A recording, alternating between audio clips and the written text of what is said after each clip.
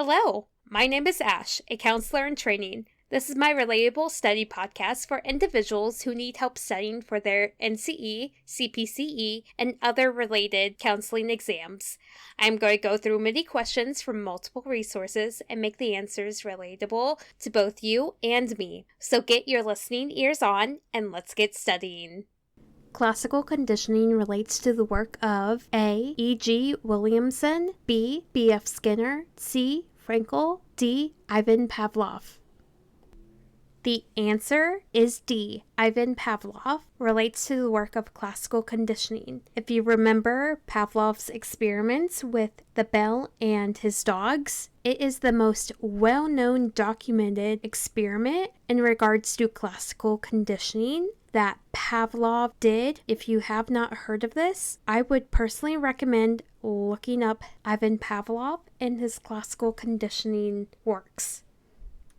How does the American Association of Therapeutic Humor define therapeutic humor?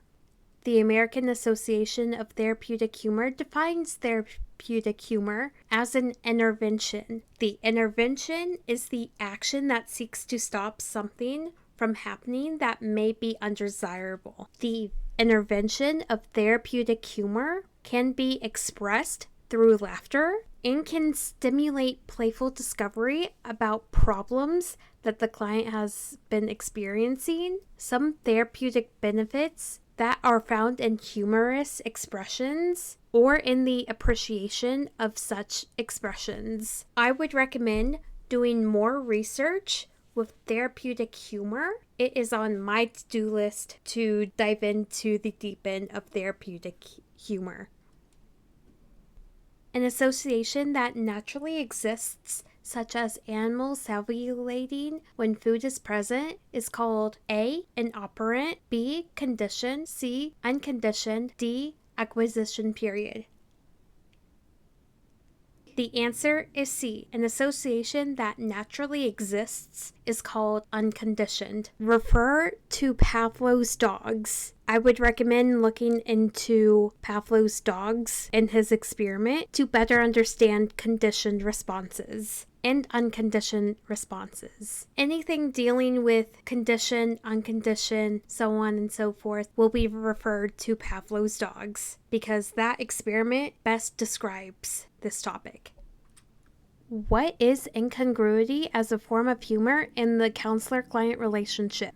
Incongruity is dictated in humorous jokes, scenes, or stories that create one set of expectations for an outcome, which is altered in the punchline that produce a totally different outcome than first expected. I would recommend looking into humor in counseling. There's much to be researched about using humor in counseling. Skinner's operant conditioning is also referred to as A. instrumental learning, classical conditioning, C. cognitive learning, D. learning via insight. The answer is A. Skinner's operant conditioning is also referred to as instrumental learning. A good way to remember this is Skinner likes instrumental music because he is learning operant conditioning. Skinner likes instrumental music because he is learning operant conditioning. That is all 5 questions for this episode. Thank you for listening. Keep calm and study on.